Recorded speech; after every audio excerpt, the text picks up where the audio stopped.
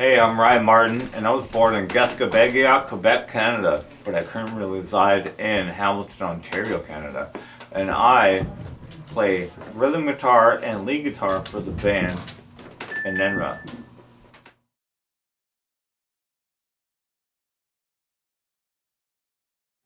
So for my first musical influences, growing up as a kid, so I think this was around when I was 6 years old. Yeah. Maybe like 94 or something like that. So on my mom's side, I have an older brother that at the time we hadn't it was from a different partner at the time, from a different reserve, and then one summer he came to live with us, and at the time he had all these cassette tapes, all these different metal bands and shit that. Back in the early 90s, it's all about cassette tapes. Oh yeah. Right. So now in the house that we grew up in, that my parents used to have back what we used to call a floor model, the big ass speakers and the turntable and cassette player and AM and all that shit, and and the bottom was always like a milk crate full of records and shit like that, CCR and all that kind of shit. And then so one day that summer, my older brother, he wanted to come spend summer with us, because a lot older than me, but I was 6 years old. He might have been I don't know, 12, 13 at the time, but he had he left his room open and he had all these cassette tapes on his dresser. So didn't know who they were, but on the little computer that we had, he used to always draw this thing on paint corn with reverse I don't know what that was. And then one day I saw something into his room and went to the last of the the cassette rack, pulled out that cassette tape, popped it into that little floor model, and I remember it was like a horn through it and a blue fucking backdrop. Mm-hmm. It was Pantera's Far Beyond Drip. Oh, nice, yeah. Yeah. So I popped that shit in, and Strength Beyond Strength came on, there's nothing, all that shit, and then and I turned up so loud, and it was so like my mom and my sister were upstairs, and it was just like what the fuck is going on? Because those floor models, those big ass speakers, they're fucking loud, and you turn up just a little bit. So yeah, that was your influence, yeah. Yeah, and in the basement, and then and it was just chaos. Mm-hmm. It was fucking chaos, and I'm like, I don't know how to turn it off. But it's going. I'm fuck yeah, let's go. And then they're on top of the stairs, and what are you listening to? Turn it off. And I'm I don't know, but I fucking like it. But I'm trying to do what I can to fucking turn it off, and finally I turn it off. So that was my first experience with just metal in general. So growing up, it was that. Then as I gotten older, personally, I've always wanted to play guitar after that. So a lot of my influences were, I guess I like Steve Vai. Yep. Which is another one. He's that song "Tender Surrender," that video, man. Man, that was it, man. Just he's one with the note. It was amazing. So I'm and my grandmother bought me my first guitar. I think when I was 17, when I was living with her. you know the old like Sears Yeah. catalog, like the Wish book, the Wish book. Yeah. They also had like this electronic section, and they also had at the time they had guitar package, whatever, like Nova. You don't remember Nova guitars back then? That was my first guitar I ever had, and my grandmother bought it for me. Yeah. Awesome. But how it started is my sister wanted an acoustic guitar, like at the time when she was pregnant, like a couple years prior, from my mom, and my mom and her boyfriend bought it for her, but she never played it. But then, like, a friend of mine had showed me how to read tablature, just because I wanted to learn like one from Metallica, so he taught me. It's like, okay, here's the tabs, here's how to do it. And then now I'm like, okay, my sister visited from Quebec. She wanted a guitar, she got it, she never played it, so I'm like, picking it up. Yeah.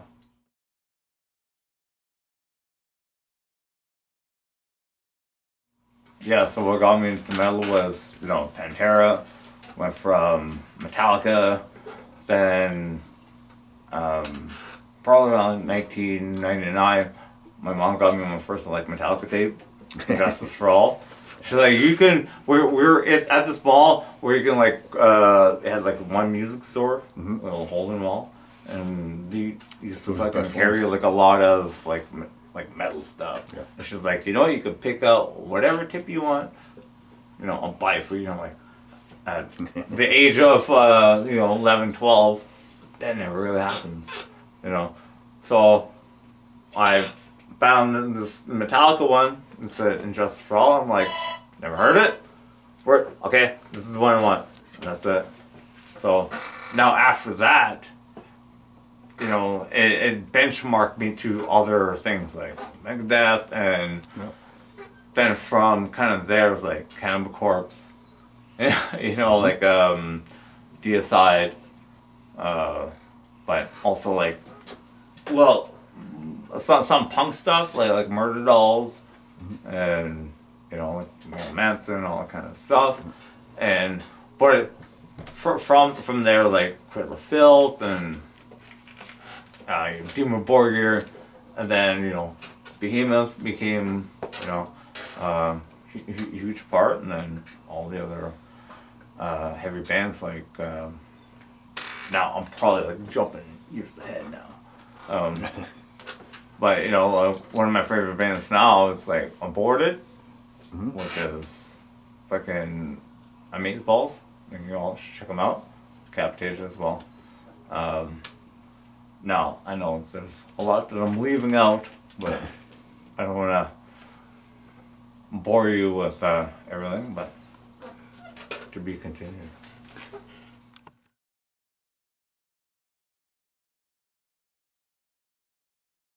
Yeah, so my first live band that I've seen, well, it was actually back when I was in grade 8, and these guys were in grade 7. Their name was Abor, and so at our year-end talent show that we had in the gymnasium and stuff like that, they were to perform. There were 3 pieces at the time, and they were buddies of mine, and it was everyone's excited and shit. It's oh shit, they play instruments, back when everyone's hating on each other, but it's now you can't. So they're up there and I volunteered to do lights, stuff like that, and it's pretty cool. And so that was pretty cool. That was my first live show back when I was 14, 15 maybe. I don't know. Now my first concert ever was Dimmu Borgir, Behemoth, Cubic Calcium, and Necronomicon in Montreal, Quebec. van here, right? So I believe this was 2009 maybe 2010. But yeah, like I woke up my brother, like, cause like we live in like a different reserve, so I'm like traveling like 4 or 5 minutes away. Woke him up. I'm like, okay, let's go. A bunch of tickets. Like, we're going right now. Let's go fucking catch the bus. You know, as we're fucking catching the bus, it's fucking leaving the bus station, and I run in, fucking grab the tickets. Now, the person that we were with fucking started, you know, speeding fucking out and catch the bus, and it's a fucking blizzard. This is like in February or something like that, and eventually we got to a place called Matapedia, Quebec, and they take the like, it's a very small community, so they take fucking loop around, and we just fucking happen to fucking come into where there's like the red light. I fucking got, I'm like, stop, I like got out the fucking car, and like I ran to the bus, and then they open it up, and I'm like, you know, like, hey, I have a ticket here, but I have money for a ticket from my brother. Is it okay if we come on and then we can, you know, purchase this ticket there? And I'm like, yes. Nice. Fucking, I'm like, okay, come on, let's go.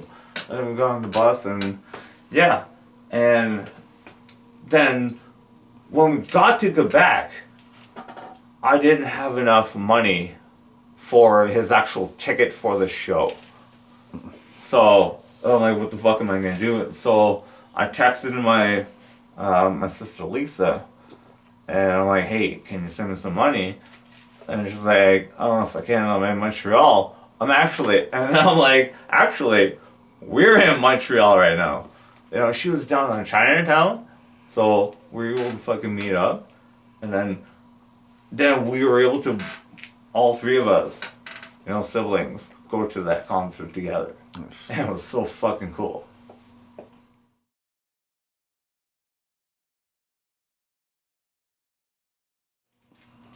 You know, one of my first like favorite shows were like that I can recall were back when I was a teenager.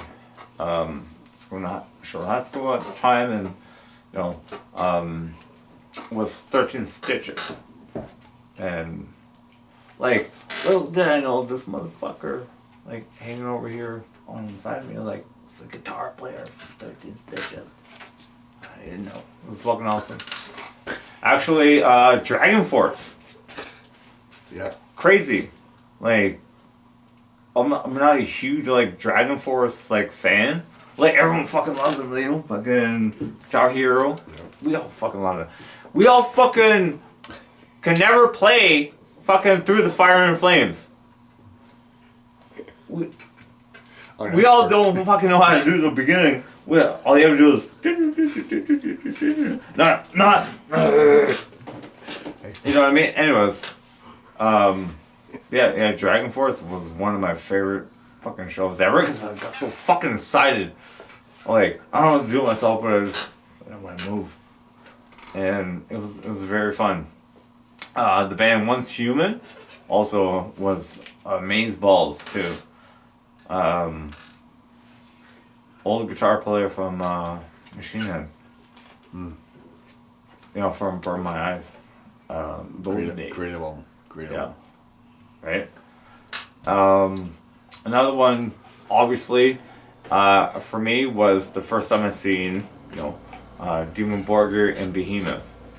You know, that's why I have the fucking tattoo here. You know, just to commemorate, you know, the band's badass, man. You know, Demon Borgir has always been a huge fan. Winter Sun, you know, another one. You need to fucking check out.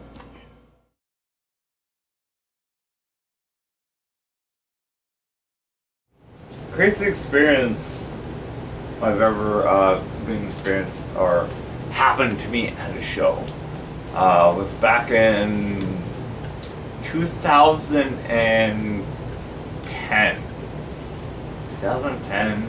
Yeah, 2010 for the Heavy Montreal fucking tour. You know, they had like 3 days. 3 days of that shit. So me, my brother, and my brother Barry and my sister Lisa, you know, got tickets, got all that, with all that stuff, and you know, Montreal and hotels, and went there, and so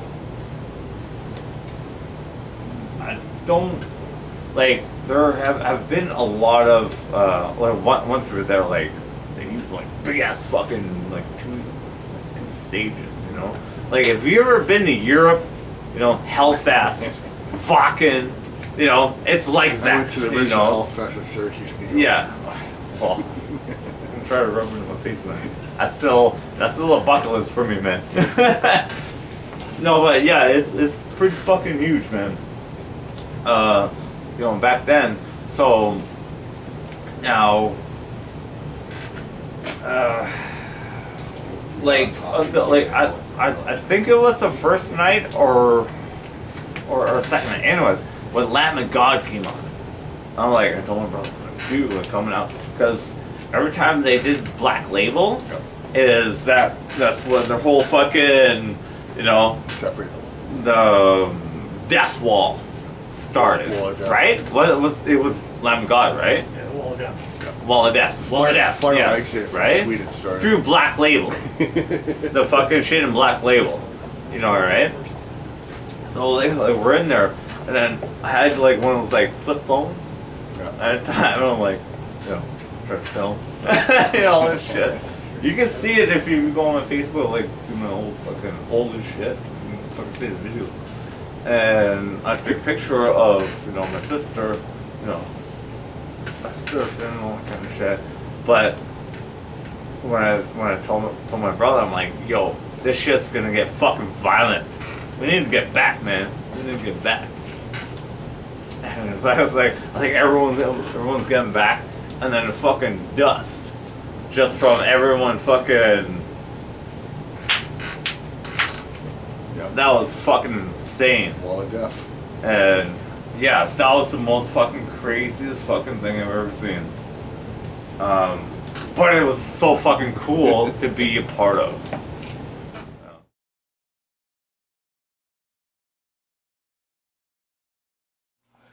Okay, so my first band was Democide. Then my second band was Death Perception. You might have known them. Now my current one is Enenra. You will probably hear about them soon.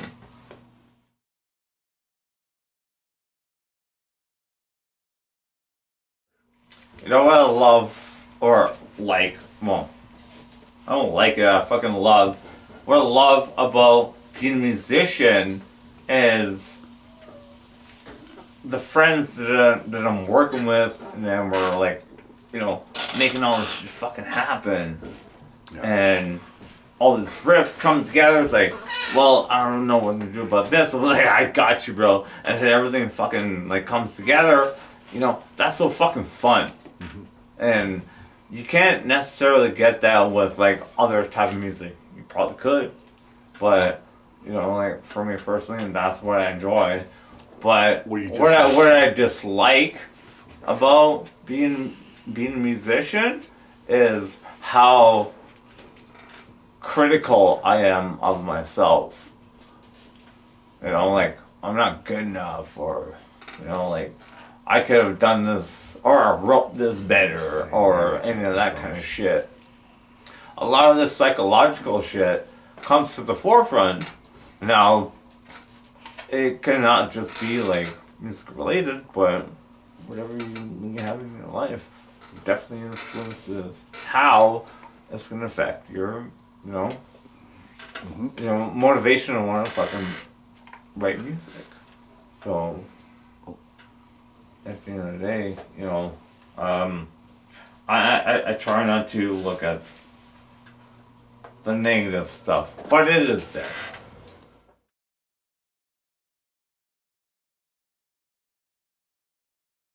My favorite foods are pizza, burgers, then